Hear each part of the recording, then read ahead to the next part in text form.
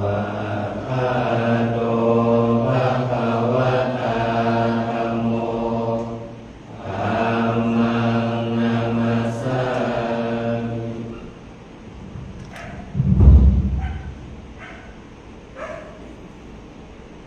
สุปฏิปันโนภะคะวะโตสาวกสังโฆสังฆังนามามิ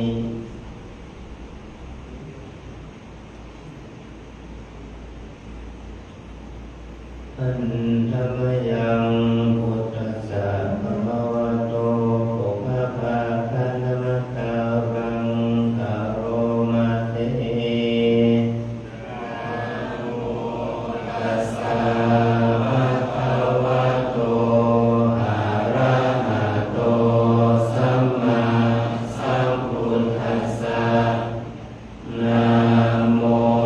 ตัสสะภะคะวะโตอะระหะโตสัมมาสัมพุทธัสสะนะโมตัสสะภะคะวะโตอะระหะโตสัมมาสัมพุทธัสสะอันธรรมยังพุทธานุสตินะยังกะโรมาเตภะคะวะอะระหังสัมมาสัมพุทโธวิชาจารณสัมปันโนสุขโตโลกวิทูอนุตตโรปุริสธรรมสารติสัทธาเทวมนุษย์นังพุทโธภะคะวาติกาเยนะวาจาวะเทนะสาวะพุทเทกุมมังมะกะตังมะยายังพุทโธปฏิคันหาตุอัจจยันตังการันตะเรสังวริตุงวะพุทเท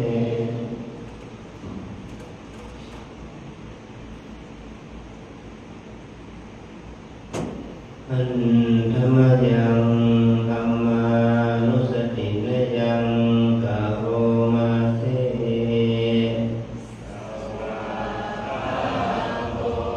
ภะคะวะตาธัมโมสันติติโกอัตตานิโก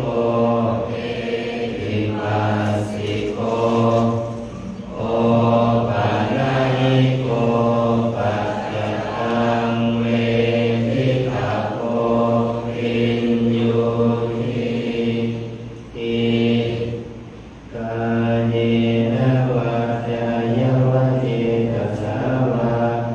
ธัมเมตุกัมมังภะคะตังมะยายังธัมโมปฏิคันหาตุอัจจยันตังกาลันตะเรสังวริตุงวะธัมเม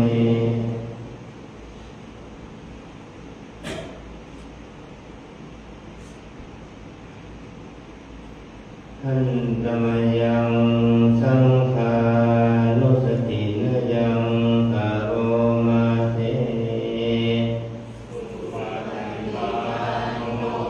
ภะคะวะโตสาวกสังโฆอุชุปฏิปันโนภะคะวะโต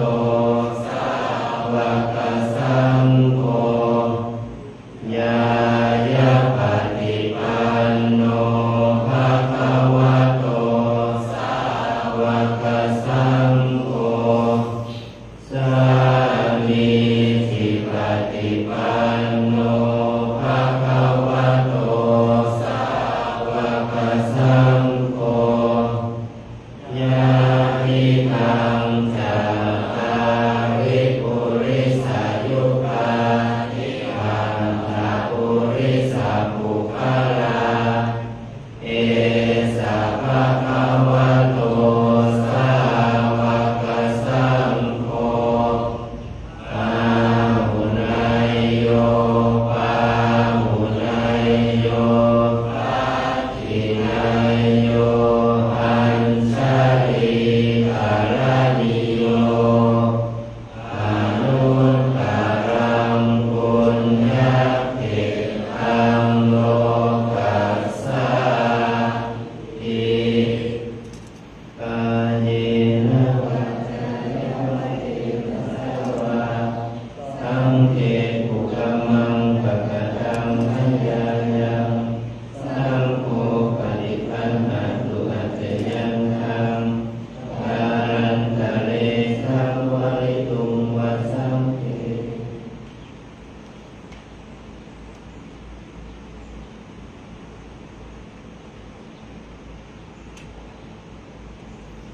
หันทวยังปณิธานะคาทาโยปนามาเสเอวตาสันติวิหารวาสินีโอเปภะเรโกทิภะเรตาหิตาหิตาธัมมทาเนนะภวันตุปุสิกาโสทิกรณเตถาวิหารมันทะเรเทราจมัสสานวกาจะภิกขโวสารานิกาทานาปฏิอุปัสสกาอามาจะเทสานิกามาจะอิสระสัพพานาภูตาสุขิตาภวันตุเตเยปิตาอันตสัมภวาสังเสขชานาอัตโวปปาติกานิยานิกังธรรมวรังปฏิสเตสัพเพปิทุกขัสสะกรุณตุสัพพยังอาตุติกังสัตตังธัมโมธัมมัทธราชปุคคาราสังโฆโหตุสัมมาโควะอัฏฐายะจาหิตายะจาอาเมระคันตุสัทธัมโมสัพเพปิธัมมจาริโนปุญญิงสัมมาปุณายามะธัมเมอริรักขเวทิเตปัสสนาโหตุสัพเพปิปานิโนพุทธศาสเนสัมมาทารังภเวสันโตกาเลเทโวภวัสสตุพุทธิภาวายสัตตานังสามิคังเมตุเมทะลิงมาตาปิตาจารักจังนิจังรักขันติพุทธกังเอวังธัมเมนะราชาโนปัญชังรักขันตุสัพพะตา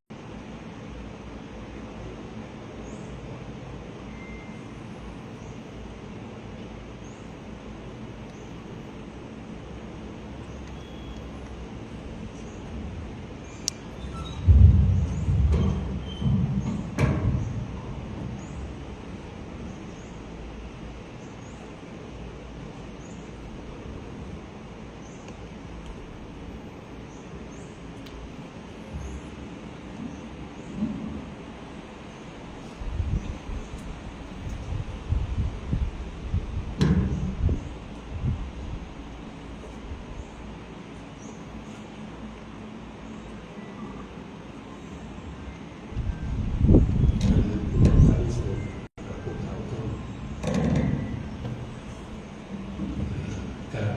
พระเดชพระคุณพระอาจารย์พร้อมกันอัญเชลีวันทาพิวัตรอัญเชลีวันทาพิวัตรอัญเชลีวันทา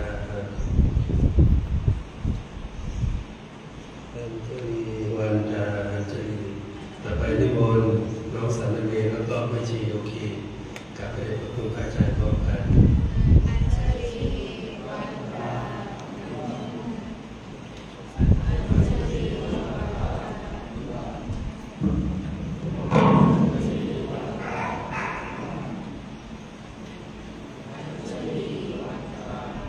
ส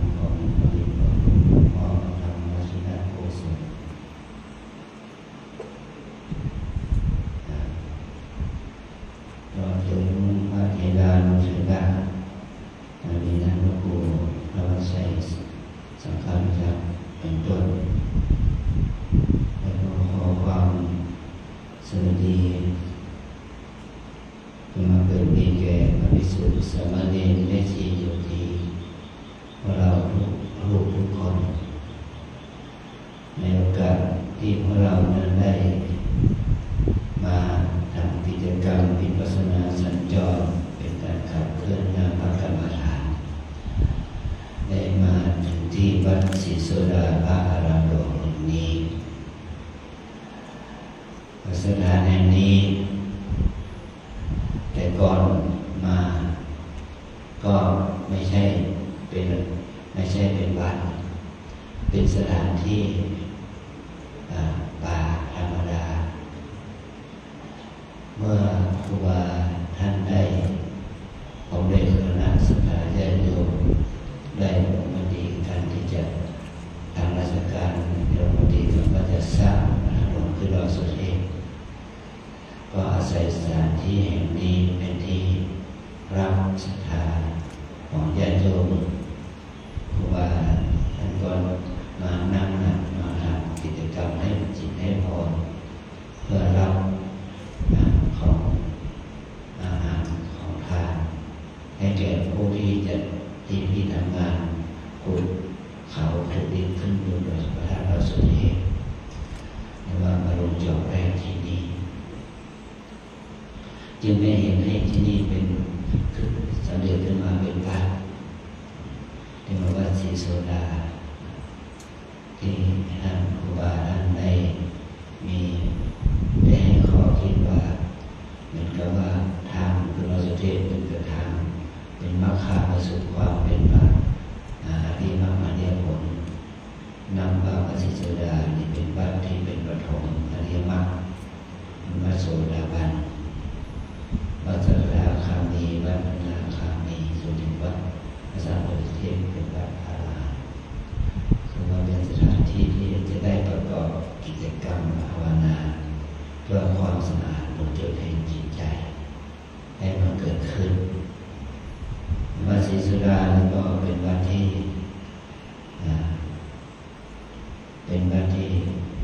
ท่านเจ้าพระคุณสมเด็จท่านได้เอาวันนี้เป็นศูนย์ที่พระบรมอาจารย์ดิมสมโภชภาพวัดศรีโสดาเป็นวัดที่ให้การดูแลสงเคราะห์การเผยแพร่พระพุทธศาสนาแก่พี่น้องชาติพันธุ์นี่เป็นก่อนเราเรียกว่าชาวเขาแต่ปัจจุบันเราพูดว่าพี่น้องชาติพันธุ์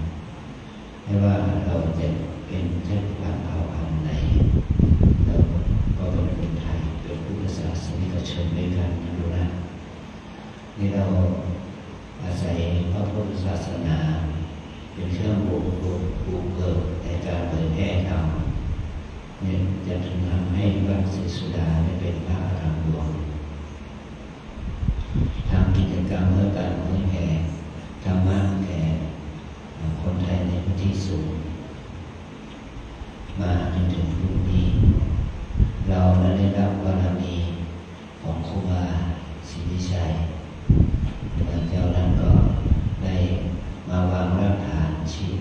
ให้เราได้มีวัดให้เราได้มีวัดอยู่อาศัยมาจนถึงทุกวันนี้เพราะความดีงามนี้เราให้เรานึกถึงว่าสิ่งดีงามนั้นได้แก่การที่เราได้ทำความดีสร้างบารมีตามเท่าที่เราจะทำได้สร้างบุญบารมีในการบำเพ็ญคุณงามความดีนี้นี่แหละคือบารมีธรรมนี้ก็ได้สำเร็จเป็นประโยชน์สุดที่ผลสำเร็จประโยชน์สุดที่ผลให้พวกเราได้มีสถานที่เป็นวัดเป็นสถานที่ที่เป็นโรงเรียนเป็นสถานศึกษาของเราเมื่อเราศึกษาคำสอนของพระพุทธเจ้านั่นแหละจะเป็นที่ศรัทธาเลื่อมใสของคนทั้งหลายถ้าเราศึกษาวิชาการทางโลกอย่างเดียวเราจะไม่ได้ความศรัทธาเลื่อมใสจากมวลมหาชนทั้งหลายเนี่ยเพราะว่าการศึกษาแล้วก็เราก็ศึกษาทางสามัญศึกษาไปด้วยแล้วก็เราได้ศึกษาปริยัติธรรมไปด้วยเรา ศึกษาปฏิบัติธรรมปริยัติธรรมนั่นแหละจึงเป็นเหตุให้เรานั้นได้เป็นสามเณรได้เป็นพระภิกษุโดยสมบูรณ์ขึ้นเราได้เรียนนักธรรมชั้นตรีชั้นโทชั้นเอกเราได้เรียนมหาวิทยาลัยสองเนี่ยเขาว่าเป็นการยกฐานะทางด้านทางจิตใจของเราให้มีปัญญาให้มีความรู้ให้มีศีลสมาธิเมื่อเราได้มาบวชเป็นสามเณรบวชเป็นพระเราโชคดีขึ้นอีกคือว่าเราได้ฝึกจิตไปด้วยนะเมื่อเราได้ฝึกจิตฝึกสมาธิเพื่อให้เกิดปัญญาเมื่อเราฝึกจิตเพื่อจิตใจสงบดีขึ้นก็ทำให้เราเกิดสมาธิก็เกิดปัญญาเกิดสติปัญญาเนี่ยถือว่าเป็นความงอกงามไพบูลย์ของเราที่มีต่อพระรัตนตรัยเนี่ยมันจะทำให้เราได้พุทธิภาวะความเจริญทางปัญญาความได้ทำให้เรานี่ได้ยินได้รู้ในได้รักษาพระพุทธศาสนาเป็นว่าแม้แต่ของเราทุกวันทุกเช้านะพูดเองเราไปจับรับบาตรเรารับบาตรทำให้คนมาใส่บาตรคนบ้านสุดดอยนี้ก็มีสักกี่คนที่มาใส่บาตรเราคนทั้งหลายที่มาจากในเมืองคนทั้งหลายที่มีมาจากที่อื่นทำไมเขาถึงมาใส่บาตรที่ลานครูบาทำไมเขาถึงมาใส่บาตรที่ลานครูบา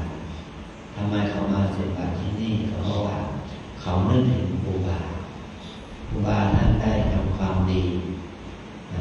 เลี้ยงดูพระสงฆ์องค์เองเลี้ยงดูพระศาสนาสร้างประสงค์ข้ออนุเคราะห์เขาก็มาทำบุญกับใส่บาตรเขาบอกว่าดำเนินตามรอยครูบาเราทั้งหลายก็เป็นผู้ที่ดำเนินตามรอยครูบาเช่นเดียวกันได้มาประพฤติปฏิบัติดีปฏิบัติชอบได้เป็นภิกษุสามเณรที่ดีเมื่อเราเป็นภิกษุสามเณรที่ดีเราก็เป็นเนื้อนาบุญของโยมที่เราชอบบทสักการะคุณว่านุตตรังบุญญาธิการบริษัทพระสงฆ์เป็นเนื้อนาบุญของโลกนั่นแหละอันนี้คือสิ่งที่เราได้จากการที่เราได้มาอยู่ที่วัดศรีโสดานี้คณะแม่ชีคณะเจ้าที่อันมีท่านรองนายกเทศมนตรีน้องสุเทพท่านบดินทร์กินทาและคณะท้องที่ได้มาร่วมทำกิจกรรมกับเราด้วยได้มาทำกิจกรรมเพื่อความเจริญในบารมีธรรมนี่คณะสงฆ์ตำบลสุเทพเราทุกวันและคณะศรัทธาญาติโยมแต่ละวันก็ได้มีโอกาสมาประพฤติปฏิบัติภาวนาเพื่อที่จะได้ดำเนินกิจกรรมเพื่อดำเนินรับคาไปสู่ความดับทุกข์ในข้อในเรื่องขันที่ว่าที่เราสวดบารมี30ได้เนี่ยท่านครูบาท่านได้รวบรวมเป็นข้อบารมีธรรมบารมี30ท่านเราต้องปฏิบัติอันนี้ทั้งหมดถ้าเรามีความศรัทธาเลื่อมใสในพุทธศาสนาเลื่อมใสในครูบาเราก็ต้องมาเป็นทานบารมีทำเป็นทานบารมีทำเพื่ออะไรเพื่อละเพื่อละกิเลสเมื่อเราทำทานเนี่ยแล้วก็ได้ละกิเลสละความตนีได้ทำทานเพื่อประดับจิตคือทำทานเพื่อที่จะขจัดกิเลสอกุศลความตนีความเห็นมันก็จะดับไปบุคคลที่จะเข้าถึงความดับกิเลสดับความมัจฉริยะได้ก็ได้แก่บุคคลที่ได้ประพฤติได้สูงสุดไม่ใช่ว่าแค่ทานเราจะต้องบำเพ็ญศีลบารมีบำเพ็ญปัญญาบารมีบำเพ็ญวิริยะบารมีไปด้วยแล้วก็บำเพ็ญ สัจจะบารมีอธิษฐานบารมีเมตตาอุเบกขาบารมีไปด้วยเมื่อเราบำเพ็ญบารมีแล้วมันก็จะทำให้เรานั้นได้เข้าถึงอริยสัจมรรคอริยผล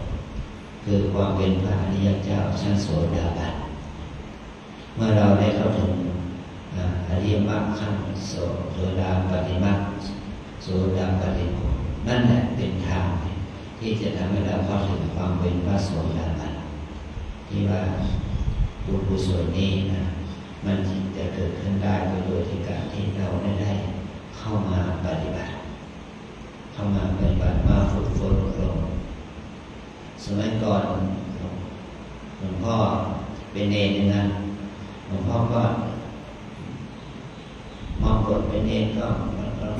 ก็ไม่ได้ฝึกปฏิบัติแต่เราบทเป็นเนรครั้งแรกท่านได้สอนเจ้าว่าท่านได้สอนวิธีการโดประคำโดประคำนะบ้านหนึ่งได้กี่ร้อยรอบ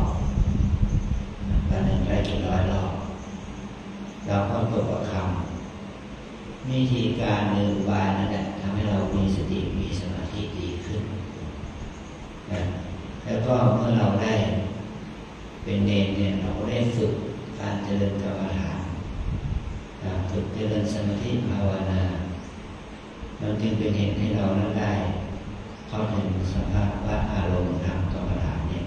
ทำให้จิตใจเราสงบมีปิติมีศรัทธาในการเป็นสามเณรมีศรัทธามีความศรัทธาในความได้เป็นพระเมื่อเราได้มาบวชเราก็ได้ปฏิบัติกรรมฐานภาวนานี่แหละการปฏิบัติกรรมฐานภาวนานั้นจึงเป็นเหตุให้หลวงพ่ออยู่มาจนถึงวันนี้เพราะว่าครั้งแรกในบางบวชเราบอกว่าเราเรียนบวชเรียนในบวชศึกเพื่อไปทำงานข้างนอกนะแต่พอเราบวชแล้วเรียนแล้วได้ปฏิบัติมันทำให้เรารู้ถึงเป้าหมายของการบวชของความเป็นพระเป็นเนรเมื่อเรารู้เป้าหมายของการบวชเป็นพระเป็นเนรเราจึงมีเป็นเหตุให้เราได้เข้าถึงพระธรรมคำสอนของพระพุทธเจ้าเป็นการปฏิบัติเนี่ยถือการปฏิบัติถือว่าเป็นความดีงามเนี่ยความดีงามนี้มันจะเกิดขึ้นก็เมื่อเราได้ปฏิบัติภาวนาเจริญสตินี่แหละถือว่าเป็นความดีงามอย่างนี้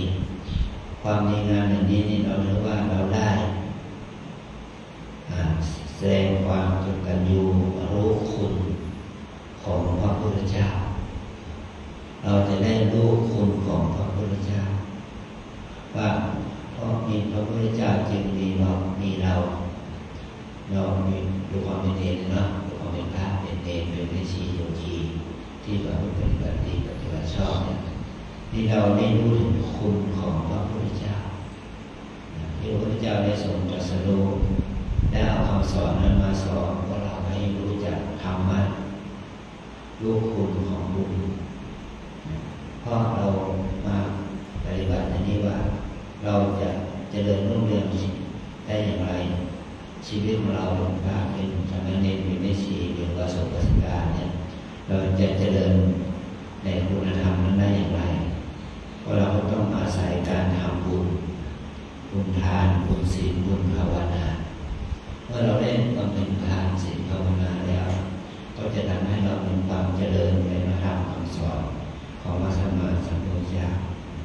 ที่เรารู้คุณของบุญเมื่อเรารู้คุณของบุญรู้คุณของคนที่ให้เราได้มีโอกาสได้มาทำกิจวัตรน้อยใหญ่นี้ก็ถือว่าเราได้เป็นคนโชคดีว่าเราเกิดมาเป็นมนุษย์แล้วเราได้พบกับพุทธศาสนาเราได้ฟังธรรมของพระสัมมาสัมพุทธเจ้าว่าคำสอนที่พระองค์ทรงสอนนั้นย่อมเป็นไปเพื่อความเจริญในชีวิตจิตใจเรานี่แหละคือความดีที่เราได้ฟังที่เราได้รู้ได้อ่านได้ศึกษาขอให้การศึกษาเราเรียนของเรานั้นก็จงเป็นไปเพื่อความเจริญในปัญญาความรู้ความสามารถที่เกิดขึ้นก็จะก่อให้เกิดความงอกงามเป็นบุญในพระศาสนาพระสัมมาสัมพุทธเจ้าเนี่ยคือว่าความดีนี้เป็น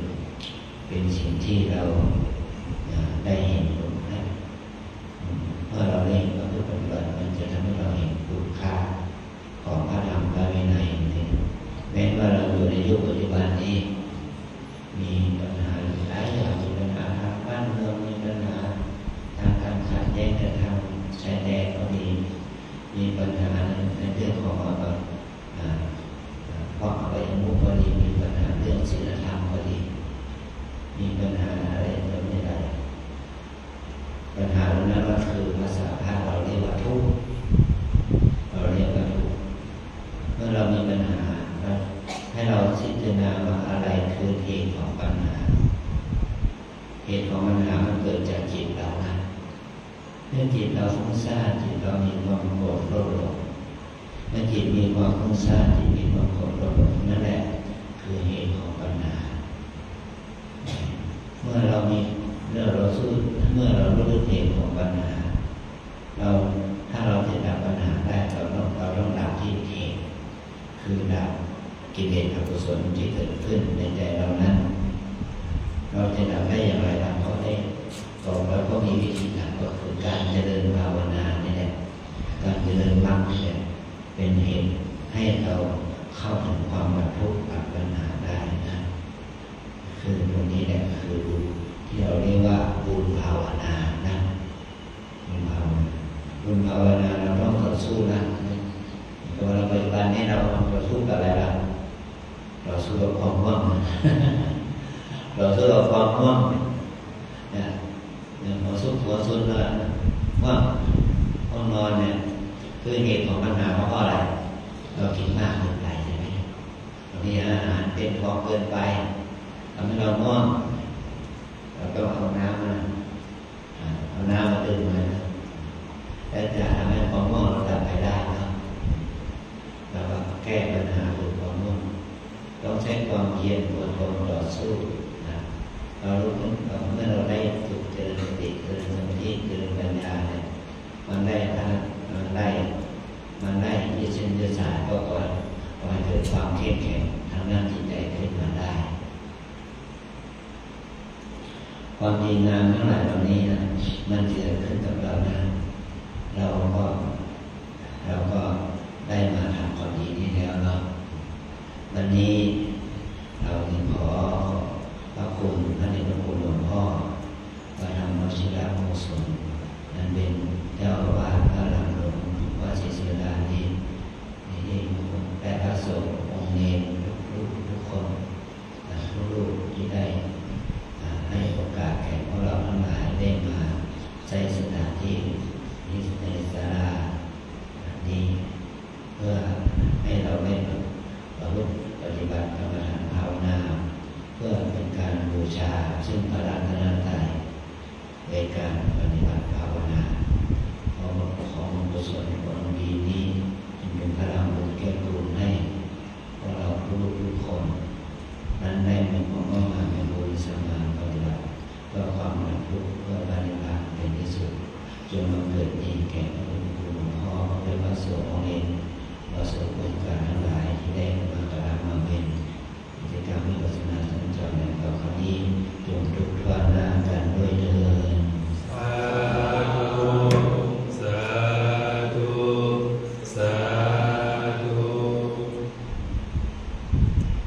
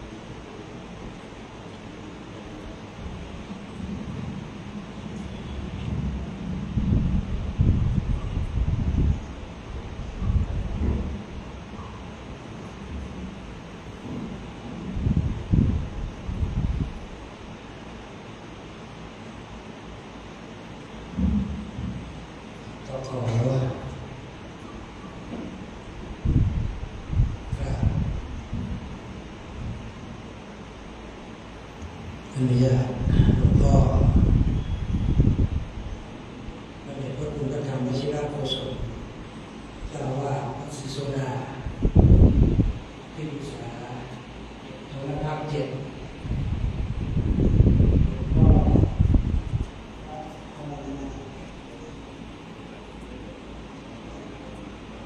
ทำงานที่พักจังหวัดเมืองเชียงใหม่ที่เคารพพระภิกษุสงฆ์แม่ชีตลอดจนสามเณรวัดศรีโสดาในนามของพระเดชพระคุณพระธรรมวชิรโฆษกก็ต้องขอบคุณอนุโมทนากับหลวงพ่อที่ได้นำเอาพระภิกษุสงฆ์สามเณรตลอดจนแม่ชีได้มาปฏิบัติธรรมสัญจรในวัดศรีโสดาแห่งนี้ก่อนอื่นนั้นก็ต้องขออภัยกับบางสิ่งบางอย่างที่ได้ขึ้นมาแล้วขาดตกบกพร่องไปทุกสิ่งทุกอย่างนั้นก็น้อมรับแล้วแก้ไขวันนี้นับว่าเป็นบุญเป็นกุศลที่หลวงพ่อพระเดชพระคุณหลวงพ่อเจ้าหน้าได้นำเอาหลักการปฏิบัติตลอดจนความรู้ธรรมะต่างๆมาเผยแพร่มานำให้กับคณะศรัทธาวัดศรีโสดาตลอดจนพระภิกษุสามเณรวัดศรีโสดามีสมเด็จพระชินวงศ์บางทีเองเรานั้นมี200 กว่าพอดีนั้นจำนวนหนึ่งประมาณ80 กว่ารูปได้ไปปฏิบัติธรรมที่ได้พระวิมานจังหวัดนครราชสีมาก็เลยเหลือเท่านี้แล้วก็มีคุณครูของโรงเรียนสมเด็จพระพุทธชินวงศ์ก็ได้มาร่วมปฏิบัติธรรมในวันนี้ด้วยก็ขอขอบคุณขออนุโมทนานะครับต่อไปก็ขอขอบคุณเทศบาลตำบลเทศบาลเมืองสุเทพวันนี้ก็ต้องขอไปด้วยอยู่วัดศรีโสดาได้ออกไปไหนอยู่ที่ตำบลก็เลยไม่ไปทราบเท่าไหร่ก็ต้องขอบคุณก็จะน้อมรับเอาธรรมะของหลวงพ่อที่ได้แสดงไปเมื่อกี้นี้นำไปปฏิบัติเพื่อความสุขของตัวเองและบุคคลนั้นต่อไปก็ขอขอบคุณอนุโมทนาขอเจริญพร สาธุสาธุสาธุ ขอขอบคุณท่านพระครูพระราชัยสังฆพิทักษ์ที่ได้เป็นมาเก่าต้อนรับพระภิกษุและก็แม่ชีโยคีเราที่เดินทางมาจากมานำเปิดเราทั้งหลายได้พร้อมใจกันช่วยกันขับเคลื่อนวงล้อธรรมชาติเราจะช่วยกันขับเคลื่อนวงล้อธรรมชาติโดยการฝึกปฏิบัติวิปัสสนากรรมฐานเพื่อเป็นถวายเป็นพุทธบูชาธรรมบูชาสังฆบูชาถวายเป็นพระราชกุศลแด่พระบาทสมเด็จพระเจ้าอยู่หัวสมเด็จพระบรมราชินีสมเด็จพระนางเจ้าสิริกิติ์พระบรมราชินีนาถพระบรมราชชนนีพันปีหลวงเราถึงพระบรมวงศานุวงศ์โดยเฉพาะสมเด็จพระเจ้าลูกเธอเจ้าฟ้ารัชกาลที่1ยาภาที่พระองค์นั้นได้ทรงประชวรอยู่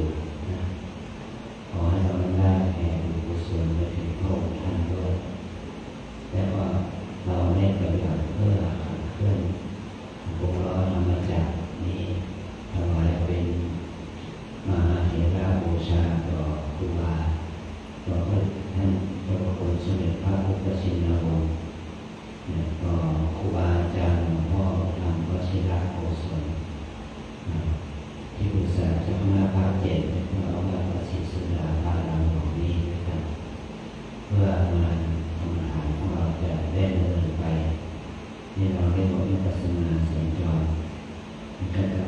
ลื่อน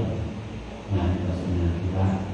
ออกจากที่หรือออกจากที่เราได้ถูกทำเป็นประจำคือวัดมาเปิดเราขับเคลื่อนมาที่ว่าสีโซดาเนี่ยเนาะเราต้องช่วยกันขับเคลื่อนองค์น้อมมาจากนี้ให้ดำเนินไปได้ดีถึงต่อไปจากนี้ไปเราจะได้ร่วมกันกราบสรีประธาน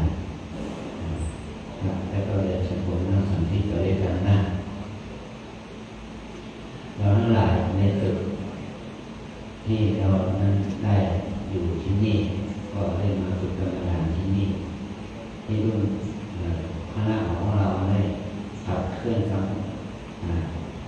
งธรรมเนี่ยไปสู่การฝึกกรรมฐานที่โคราช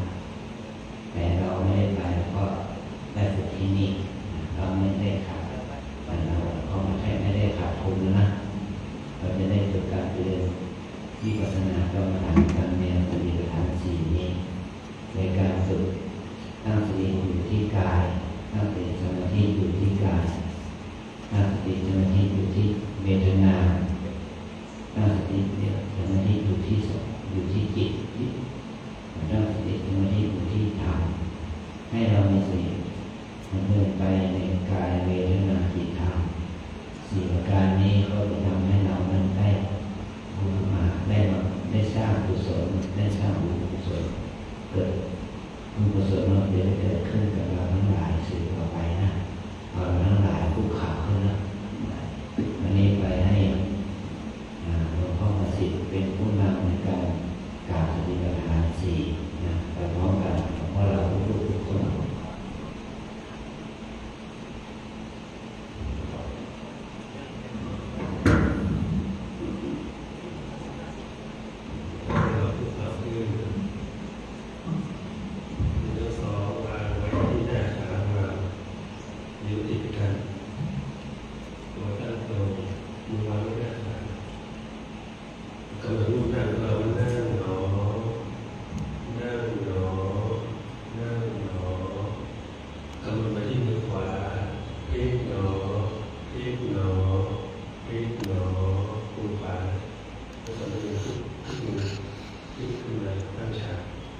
ขึ้นหนอ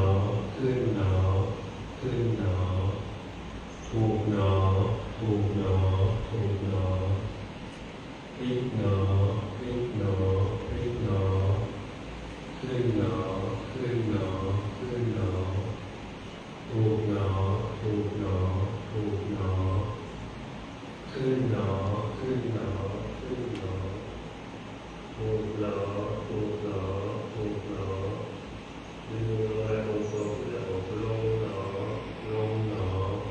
ลงหนอลงหนอถูกหนอถูกหนอถูกหนอก้มหนอก้มหนอก้มหนอมือขวาลงหนอลงหนอลงหนอถูกหนอถูกหนอถูกไปที่มือคว่ำหนอคว่ำหนอคว่ำหนอมือซ้ายลงหนอลงหนอลงหนอถูกหนอถูกหนอถูกหนอ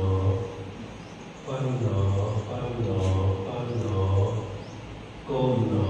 ก้มหนอก้มหนอถูกหนอถูกหนอถูกหนอเงยหนอเงยหนอเงยหนอโยคีเงยนะแขนเหยียดเงยหน้าต่อไปมือขวาพลิกหนอพลิกหนอพลิกหนอขึ้นหนอขึ้นหนอขึ้นหนอถูกหนอถูกหนอถูกหนอพลิกหนอพลิกหนอพลิกหนอขึ้นหนอขึ้นหนอขึ้นหนอถูกหนอถูกหนอถูกหนอขึ้นหนอขึ้นหนอขึ้นหนอถูกหนอถูกหนอถูกหนอลงหนอลงหนอลงหนอถูกหนอถูกหนอถูกหนอก้มหนอก้มหนอก้มหนอต่อไปมือขวาลงหนอลงหนอลงหนอถูกหนอถูกหนอถูกหนอ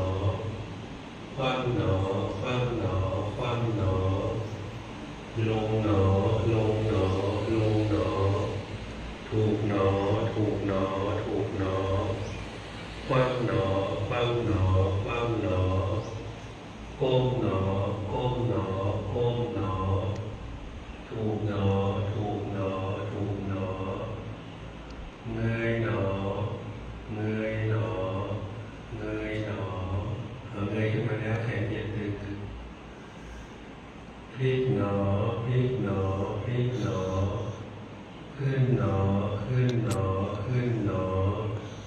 ถูกหนอถูกหนอถูกหนอพลิกหนอพลิกหนอพลิกหนอขึ้นหนอขึ้นหนอขึ้นหนอถูกหนอถูกหนอถูกหนอขึ้นหนอขึ้นหนอขึ้นหนอถูกหนอถูกหนอถูกหนอลงหนอลงหนอลงหนอ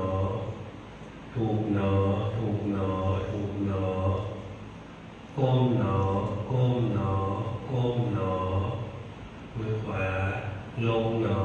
ลงหนอลงหนอถูกหนอถูกหนอถูกหนอ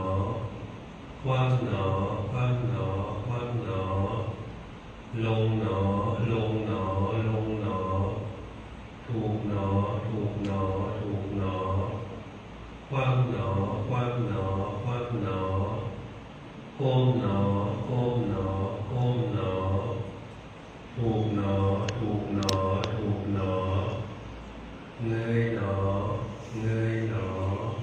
เงยหนอพลิกหนอพลิกหนอพลิกหนอ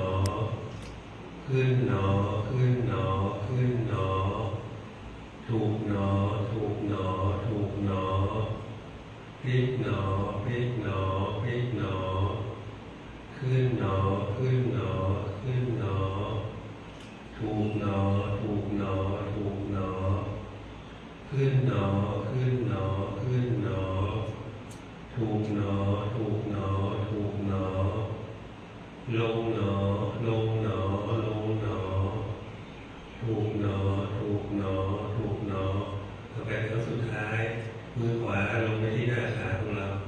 ลงหนอลงหนอลงหนอถูกหนอถูกหนอถูกหนอคว่ำหนอคว่ำหนอคว่ำหนอต่อไปทางซ้ายลงหนอลงหนอลงหนอถูกหนอถูกหนอถูกหนอคว่ำหนอคว่ำหนอคว่ำหนอแล้วก็ทำแบบนี้ว่านั่งหนอนั่งหนอนั่งหนอต่อไปเราจะลุกขึ้นยืนก็เดินจงกรมก็เหมือนว่ายืนหนอ ตอนนี้เราฝึกเจริญสติเป็นไปในการกราบเป็นอย่างสมาธิเพื่อให้เรากราบอย่างมีสติกราบช้าๆแล้วก็จะได้รู้ถึงวิธีการที่การเดินต่อไปนะทุกท่านคณะวิธีโยคีก็จะเรียบร้อยเรียบเดียวหน่อย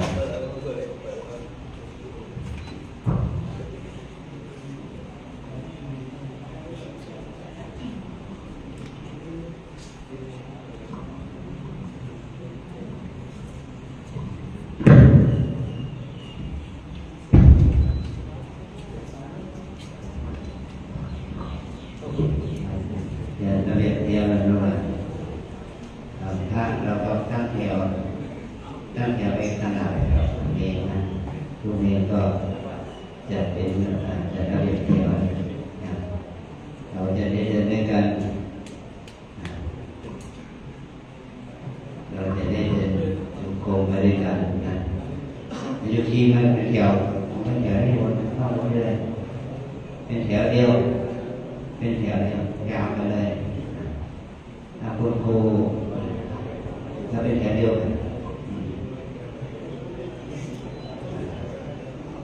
เป็นแถวเดียวกันนี่คุณครูเข้ามาให้แถวเนี่ยคุณครูมาก็ได้ทำได้ฝึกโน้ตเอาละไม่ชี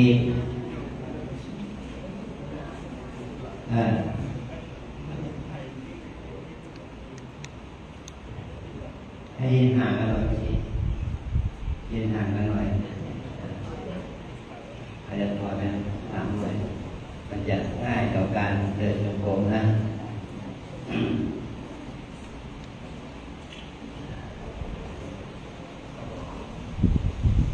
ตอนนี้เริ่มเข้าสู่การสู่ภาคปฏิบัติ เราอยู่ในท่ายืนพระองค์พระสัมมาสัมพุทธเจ้าได้ทรงสอน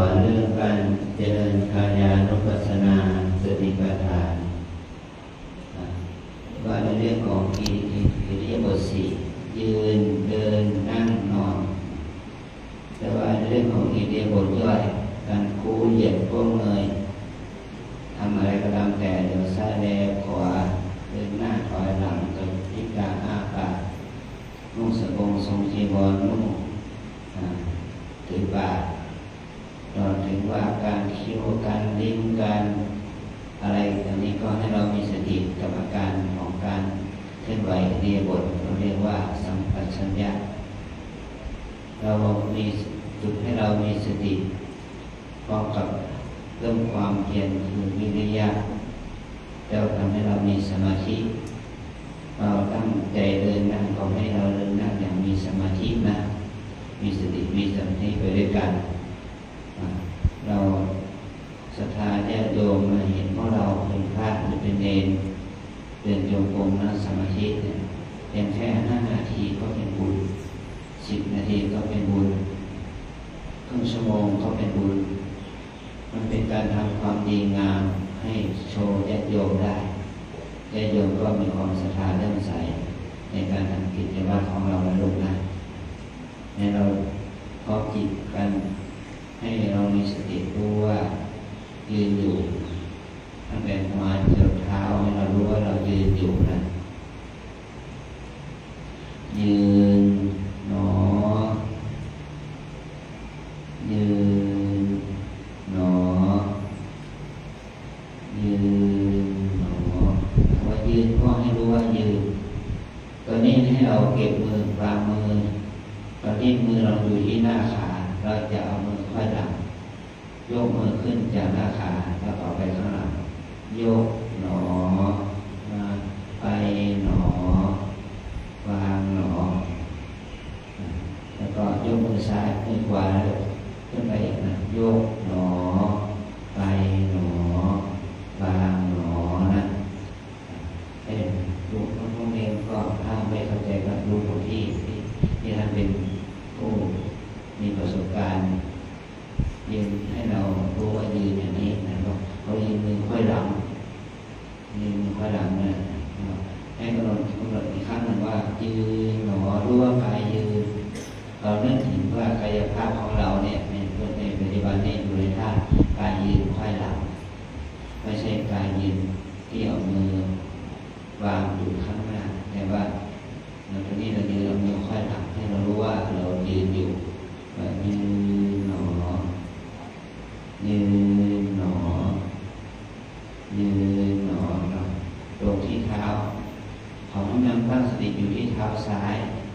ให้เรารู้ว่าเท้าซ้ายเรารับน้ำหนักมากกว่าเท้าขวาเท้าขวาเบาให้เรากำหนดลงที่เท้าให้เรามีสติอยู่ที่เท้าซ้ายแล้วก็มีสติสมาธิอยู่ที่เท้าขวาเรายกเท้าขวาขึ้นขวาย่างหนอไม่ใช่ว่าให้ยืดไปมากเกินไปปล่อยเข่าลงนะแล้วก็ลงน้ำหนักที่เท้าขวาเท้าซ้ายเบาแล้วซ้ายย่างหนอไม่ต้องก้าวยาวก้าวช่วงหนึ่งช่วงเท้าขวาย่างหนอซ้ายย่างหนอขวาย่างหนอหนึ่งช่วงเท้านะซ้ายย่างหนอขวาย่างหนอซ้ายย่างหนอขวาย่าง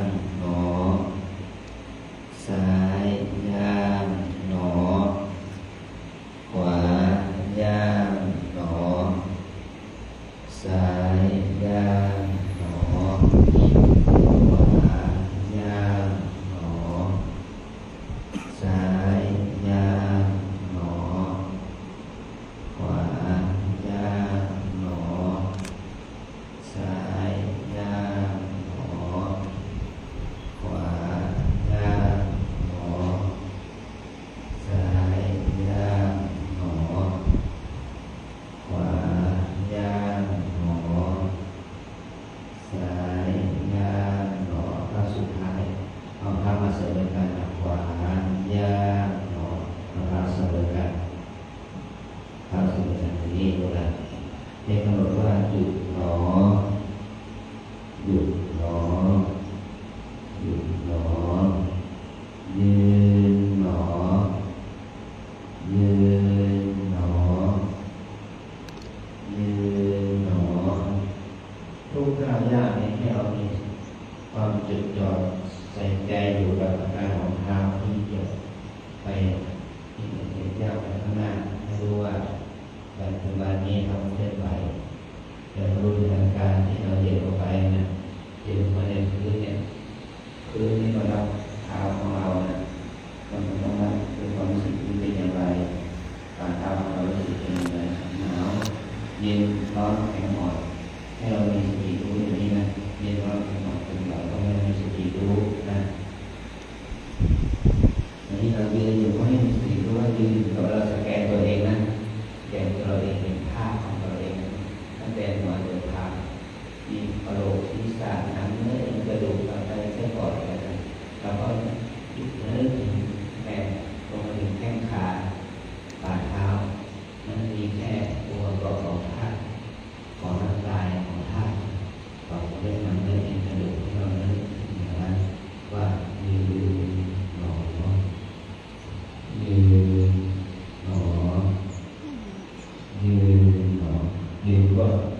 รู้ว่าเรายืนเสร็จแล้วเราก็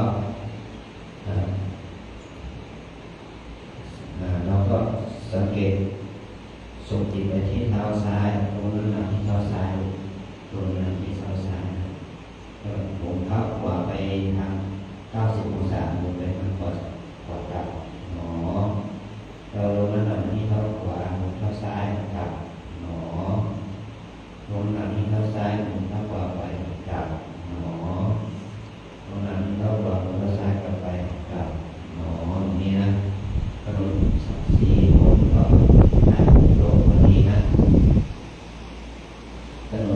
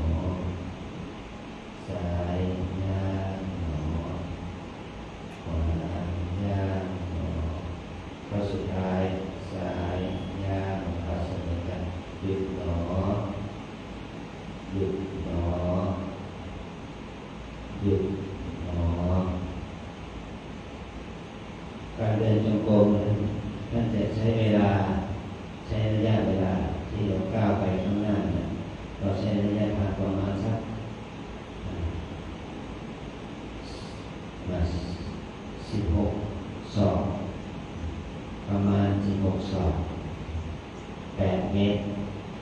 7-8 เมตรนะแล้วก็เราจะต้องให้เรารู้ว่าเรายืนอยู่อันนี้ก็เลยนะยืนหนอยืนหนอยืนหนอเรารู้ว่าเรายืนอยู่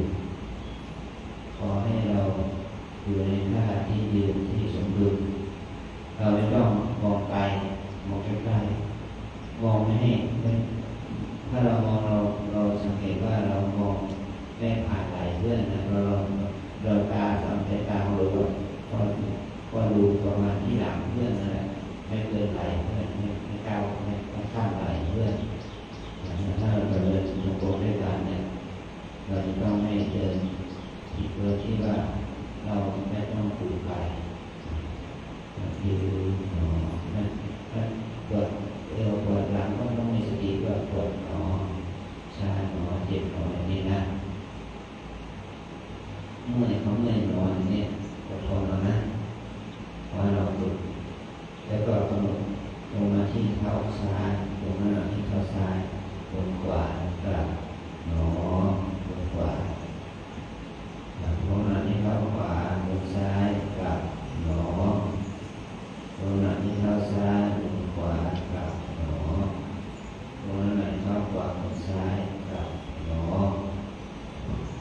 คือการกำหนดกลับการเดินเนี่ยเขาไม่ใช่ว่าเราไม่ใช่ว่าจะทำเราออกกำลังกายอย่างเดียวแต่เราเดินออกกำลังใจ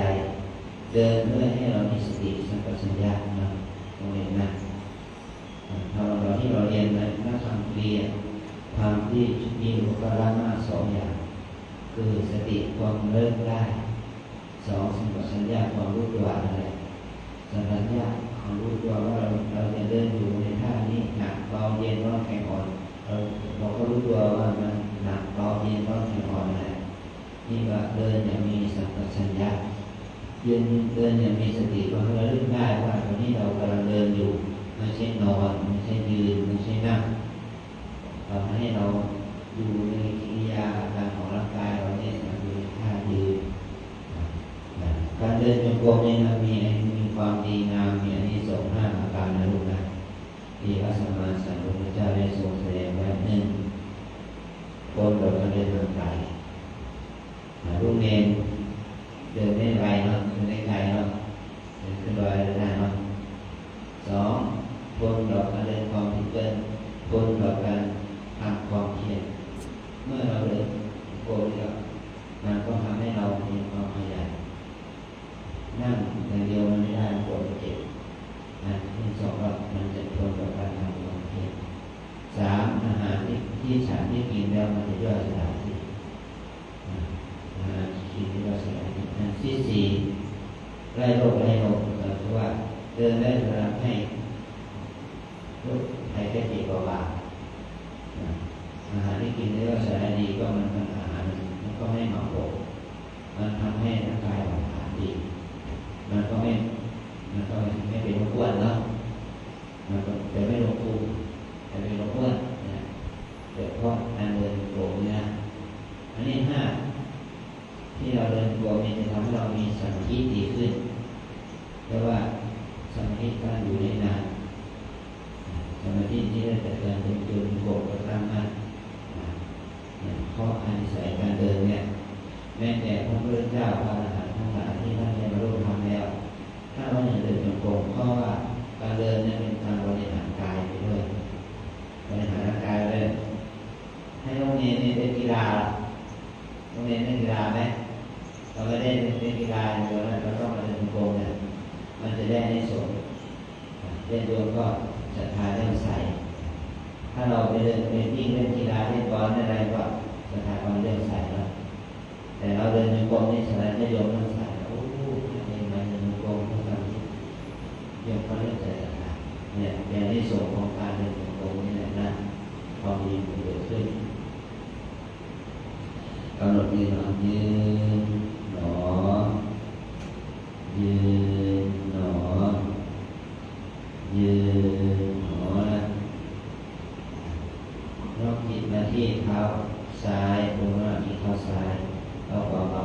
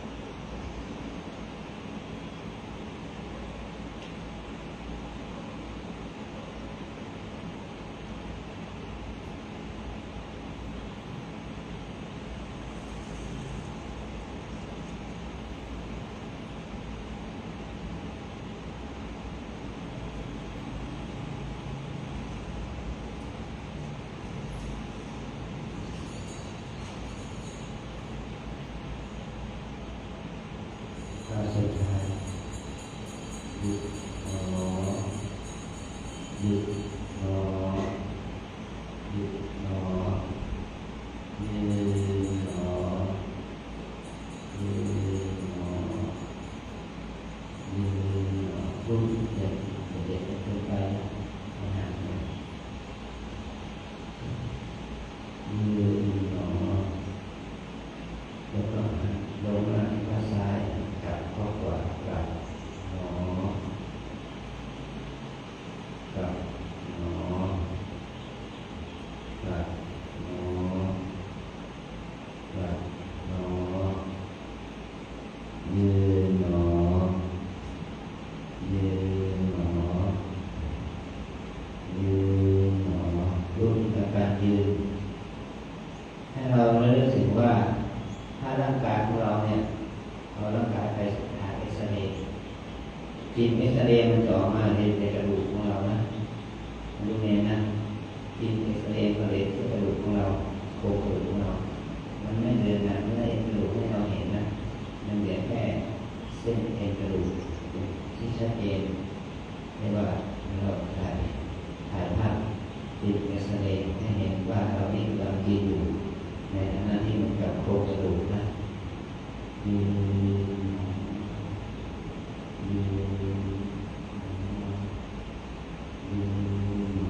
เพราะเราทุกคนที่เป็นจำเนียนที่เป็นพระนะเราได้รับกรรมฐานข้อหนึ่งที่เราก่อนที่เราจะได้มีพุทธศาสนาคือเกสาโลมานะตาตันตาตะโจนี่แหละนะผมควรได้ผนังมังสังนามาโลอธิปิญชาวกันเนื้อเอ็นไตอยู่เยื่อในกระดูกม้ามตับไตหัวใจปอดเส้นใหญ่เส้นน้อยอาหารใหม่อาหารเก่านี่คือทั้งหมดนี้เราเรียกว่าธาตุอิฐนะอันที่สองเราต้องพิจารณาธาตุน้ำเลือดน้ำเหลืองน้ำไขข้อน้ำมูดน้ำตาน้ำลายไขมันเดี่ยวไขมันข้นน้ำเนี่ยคือองค์ประกอบของธาตุน้ำในร่างกายของเราประกอบด้วยธาตุที่สามก็คือธาตุไฟอุ่นร่างกายมีไออุ่นมีความร้อนความเย็น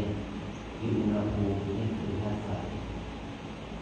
ธาตุลมก็คือลมหายใจเข้าออกลมขึ้นลมบนลมลงลมล่าง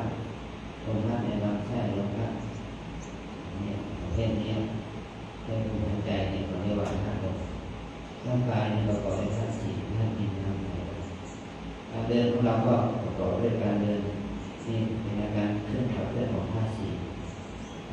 ความหนักเป็นธาตุดินความเดือดความตึงเป็นธาตุลมความเบาความอ่อนเนี่ยเป็นธาตุไฟเนี่ยความดินของเราเป็นธาตุไฟความเบาความอ่อนความเบาก็เป็นธาตุดินความเย็นของเราก็เป็นธาตุไฟขอให้เราได้รู้ในอาการของธาตุสี่นี้ที่อยู่ในชีวิตที่อยู่ในร่างกายของเรานี้ว่ากำลังยืนอยู่กำลังเคลื่อนไหวอยู่ในรูปนามเอาเราไปนะยืนหนอยืนหนอยืนหนอยกหัวหน้าเข้าซ้ายเข้าขวาขวาย่างหนอซ้าย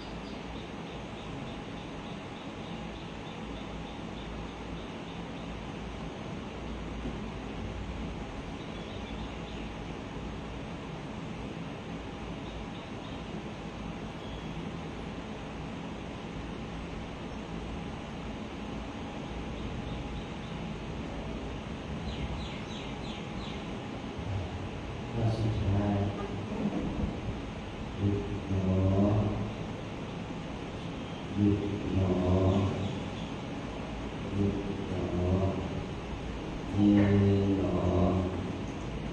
ยืนหนอยืนหนอดับดับหนอดับหนอดับหนอดับหนอยืนหนอยืนหนอยืนหนอให้เรากำหนดรู้ถึงอาการกายยืนของเราตอนนี้เรายืนอยู่รู้สึกเมื่อยไหมเดินเมื่อยปวดเมื่อยนะอยากนั่งเนาะเมื่อกี้อยากเดินใช่ไหมอยากลุกอยากเดินพอปวดเจ็บเมื่อยปวดการนั่งตอนนี้เราพ่อลุกมันยืนเราเดินเรารู้สึกเมื่อยนะรู้รู้สึกเมื่อยเนาะของเราเดินมาอีกในช่วงของการเดินโค้งจะได้นั่งเนาะยืนหนอยืนหนอยืนหนอลงแล้วไหลเข้าซ้ายขวาย่างหนอซ้ายย่างหนอขวาย่างหนอซ้ายย่างหนอขวาย่างที่สังเกตว่าที่หนอเนี่ยรู้ว่าฝ่าเท้าสั่นมันเย็นมันร้อนมันแข็งในการที่เรารู้สึกการเย็นร้อนมันแข็งนี่แหละมันหมดมันอ่อนมันแข็งมันนุ่มมันเบามันหนักมันอะไรให้เรามีสติรู้ตามอาการของร่างที่เราก้าวไปนะ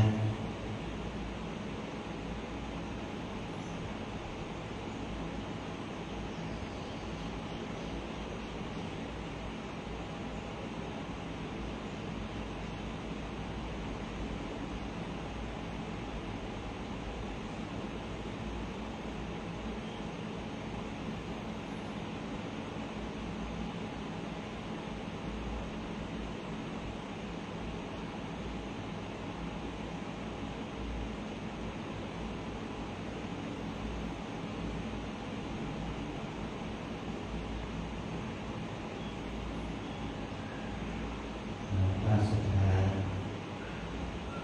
หยุดหนอ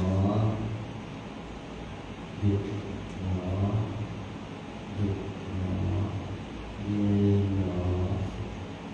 ยืนหนอยืนหนอแถวด้านในลูกขยับออกมาข้างขวาให้หักสำนัก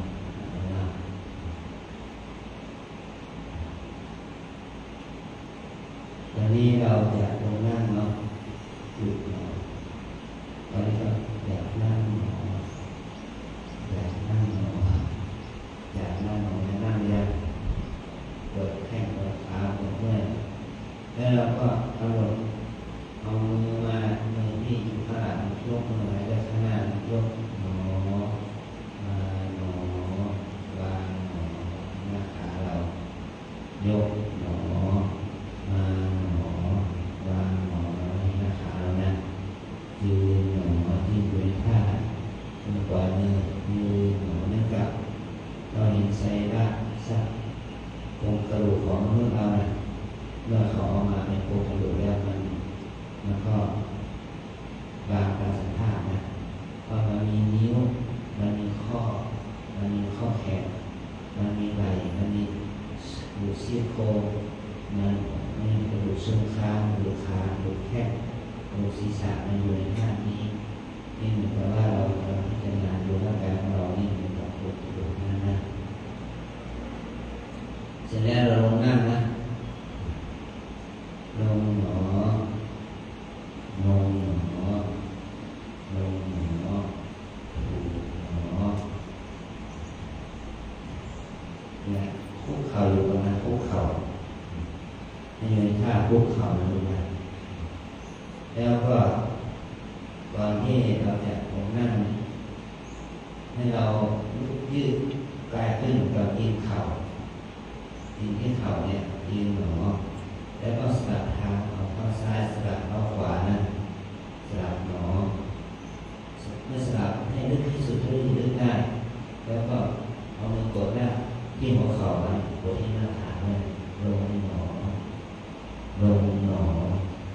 ลงหนอ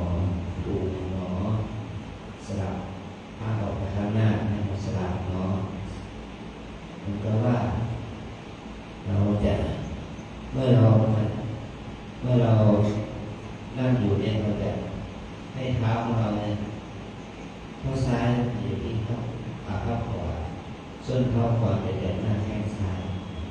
มันครูก็นั่งเท้าเจ็บอะไรนะถ้านั่งถ้ามีถ้านุ่งกางเกงวอร์มสะดวกหน่อยนุ่งโอ้ก็สบายให้เรารู้ถึงอาการนี้เรานั่งนะรู้เองนั่งท่านี้นั่งเรียกว่าสมาธิท่านั่งสมาธิท่านั่งท่านี้นะนั่งท่านี้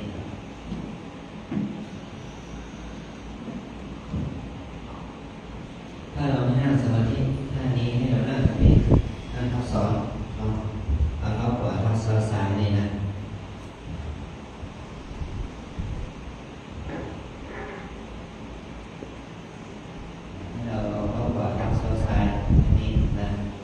ถ้าเรานั่งท่านี้ได้ก็นั่งท่าสมาธิสองชั้นท่านี้ก็ทำให้เรานั่งได้ดีเหมือนกันนะแต่ถ้าเรานั่งท่านี้ไม่ได้ไม่พอเราก็นั่งสมาธิชั้นเดียวนะนั่งสมาธิชั้นเดียวนั่งสมาธิชั้นนี้นี่เขาเรียกสมาธิท่ามันไม่ปวดมันปวดเจ็บมันจะไม่ปวดเจ็บมากนะรู้เองนะนั่งสมาธิถ้าอันนี้หรืออันที่สองอันนี้นะแล้วก็อันนั้นนี่เราก็เอาผ้าสบงผ้าจีวรเราปิดเท้าเนี่ยเท้าถ้าเป็นกลางคืนเนี่ยมันยุงมันกัดเราเนาะเราใส่ผ้าจีวรของเราปิดไม่ใช่ว่าแข้งขาที่โผล่ออกมานี่ยุงเกี่ยวกันมันก็ไม่อันตรายเพราะมันให้เรานั่งได้ดีขึ้นนะอันนี้ก็ข้อที่สองเรานั่งให้ตรงและยืดอกนี่เอามือทั้งสองข้างวางไว้ที่หัวเข่านะให้เราแจับมือของเรายกหนอมาหนอนิดหนอลงหนอวางหนอเอามือซ้ายมามือขวาไปยกหนอมาหนอนิดหนอลงหนอวางหนอเสร็จแล้วก็เราตั้งกายให้ต้องพยายามตั้งยืดกายยืดอกให้ตรงยืดศีรษะให้ตรงแบบธรรมชาติไม่ใช่เกรงเงยหน้าขึ้นเงยหน้าขึ้นอารมณ์ได้ตั้งกายให้ตรงเงยหน้าขึ้นนั่งให้เรียบร้อยแต่ว่าเรานั่งอยู่เดินหน้าพระประธานแต่ว่าเรานั่งอยู่หน้าพระพุทธเจ้านั่งอยู่หน้ารูปครูบาเป็นคนเหมือนเรานั่งเข้าครูบาเรานั่งอยู่บนหน้าพระบรมรูปเรานั่งเข้าในหลวงนี่นะเราต้องตั้งใจทำไม่ใช่ว่าที่จะเล่นหัวให้เราต้องตั้งใจทำให้ดีแล้วเราตั้งสติให้มั่นเหมือนกับว่าเราเนี่ยนั่งอยู่ที่นี่เนี่ยนั่งอยู่ที่นี่เรานั่งเฉยๆไม่ได้เรานั่งดูลมหายใจเข้าออกนะรู้ไหมนะเราดูลมหายใจเข้าออกเราหายใจเข้าหายใจออกเพราะว่าตั้งแต่ทั้งกลางวันและกลางคืนเลยแล้วก็จะทำให้เราหายใจได้บุญได้ยังไงล่ะเราหายใจได้บุญก็เมื่อเราหายใจได้สติเลยนะเรามีสติหายใจเข้ามีสติหายใจออกก็ให้รู้ว่า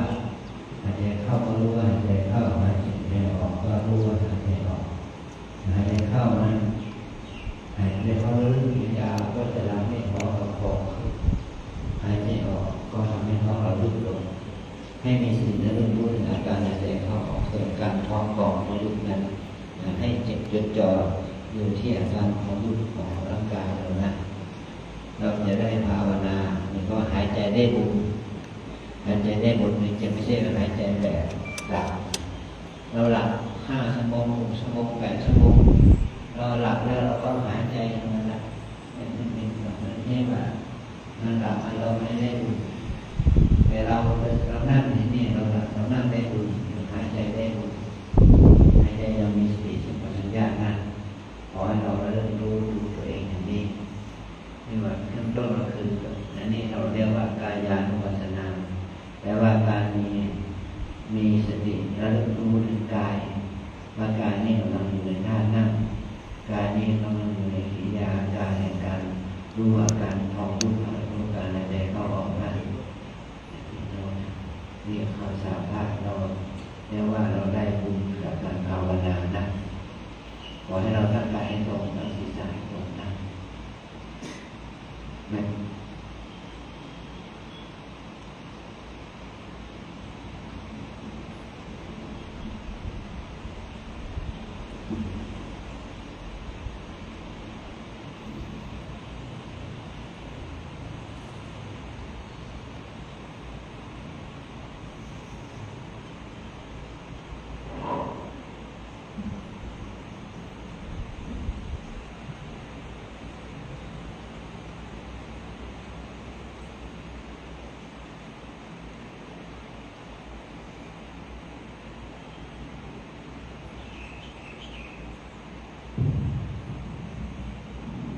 ขออนุญาตยกย้ายนะ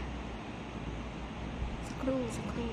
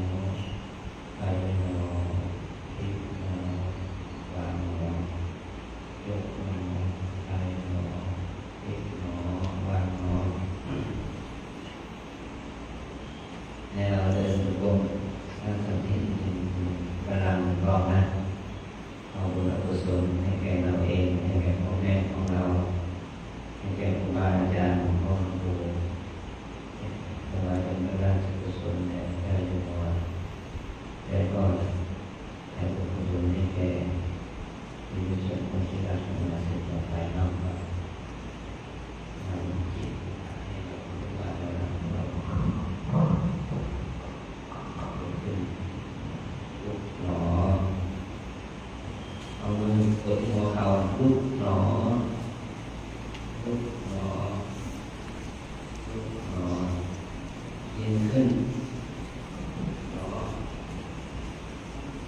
หนอเอาอีกครั้งอีกรอบหนึ่งเนาะนักเรียนไหวไหม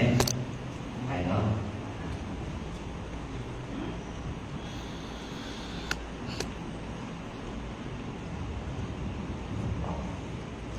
เราจะเดินจงกรมอีกครั้งหนึ่งเดินเอาบุญ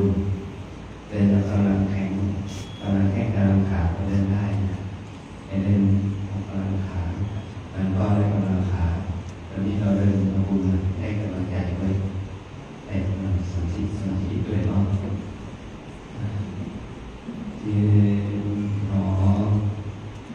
ยืนหนอยืนหนอเสร็จแล้วเราก็เอามือซ้ายยกหนอไปหนอวางหนอมือก่อนอีกยกหนอไปหนอวางหนอยืนหนอลงหน้าที่เท้าซ้ายแล้วก็ขวาเบาขวาย่างหนอซ้ายย่างหนอขวาย่างหนอซ้ายย่างหนอกำเลยเลยนะ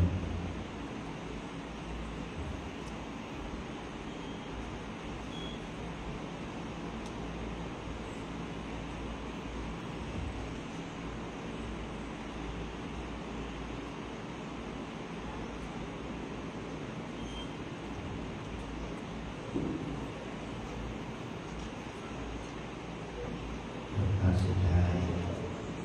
หยุดหนอหยุดหนอ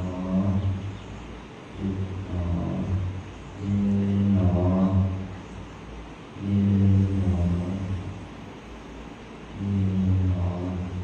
ลงหน้ามาที่เท้าซ้ายกลับขวากลับหนอลงหน้าที่เท้าขวากลับเท้าซ้ายกลับหนอลงหน้าที่เท้าซ้ายกลับหนอกลับหนอหันหลังให้เราเดินให้เรายืนอย่างมีสติเราคิดขึ้นมาก็เราคิดหนอฟุบหนอแล้วก็หันมาดูที่กายที่เท้าของเราในยืนอยู่นะลงมาที่เท้าขวาเท้าซ้ายขวาย่างหนอซ้ายย่างหนอ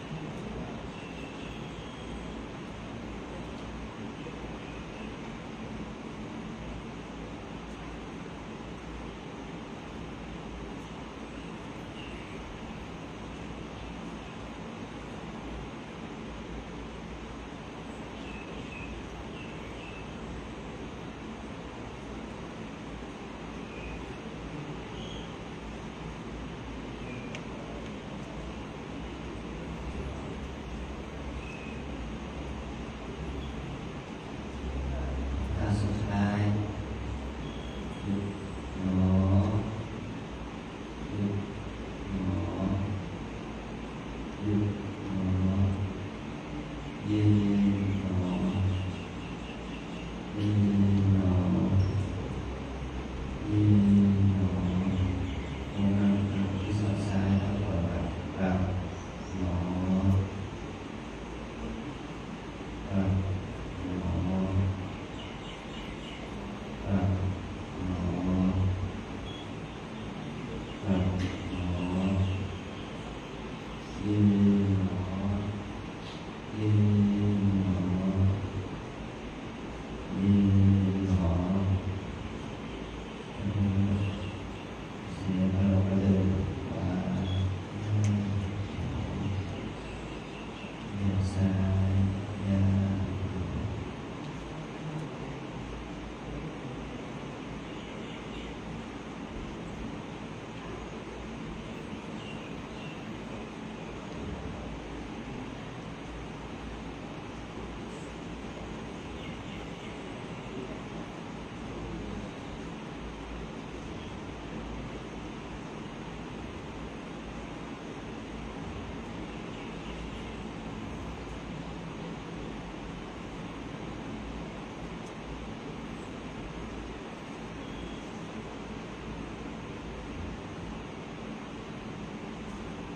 การเดินมาบุญเราต้องเดินอย่างมีสติสัมปชัญญะอย่างนี้เราเดินมาตั้งแต่เราเป็นเด็กมาเดินไปในข้างในเราไม่ได้เอากับการเดินการเดินอย่างนี้เป็นการเดินมาบุญเดินในสติสัมปชัญญะเป็นภาวนาที่เกิดจากการกระทำทำให้เรามีความมั่นคงทางเกิดขึ้นทำให้เราได้ความดีงามเกิดขึ้น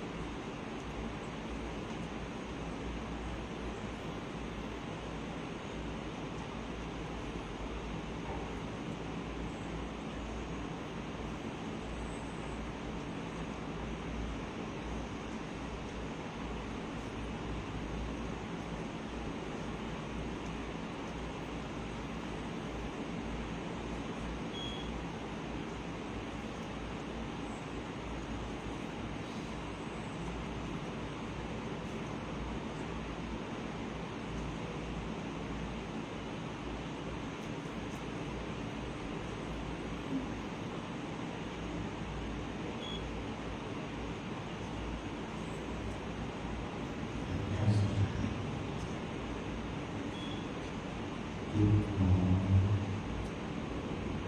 ยุบหนอยุบหนอยืนหนอยืนหนอยืนหนอโน้มหลังเท้าซ้ายกับกระบอกหลังหนอหลังหนอหลังหนอ ยุบหนอยืนหนอยืนหนอยืนหนอแล้วก็เดินก่อนออกมา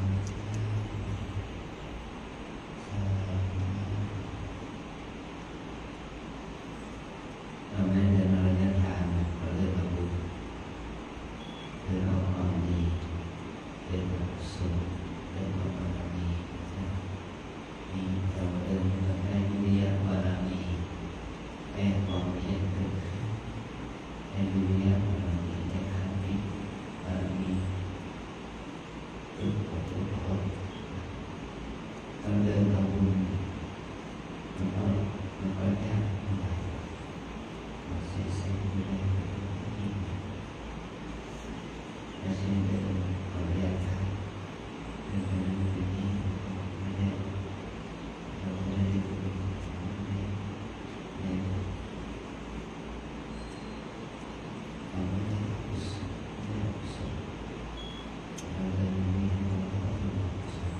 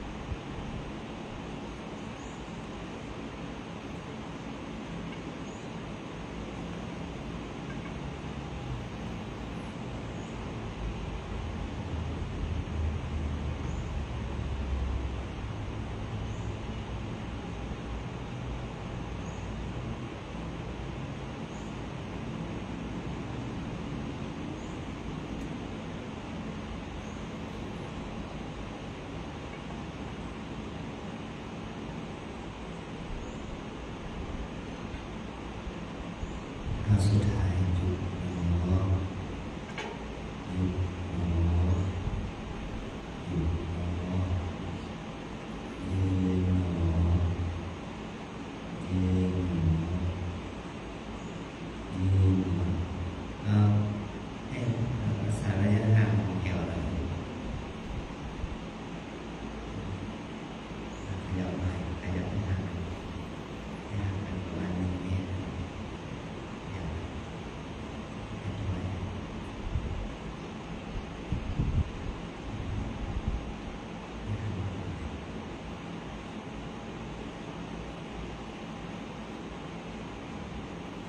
สราเราเพิ่มก่อนอยู่นะคะสราเราเพิ่มก่อนให้เราไปรักษาระยะห่างอยู่หนอยืนหนอยืนหนอยืนหนอแสดงว่าลงน้ำที่เท้าซ้ายกลับหนอกลับหนอ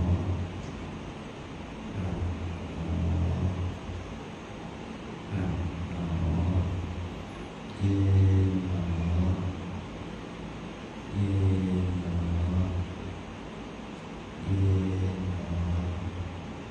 แล้วก็ดูที่เท้าซ้ายเท้าซ้ายก้าวเราไปวางย่าง ห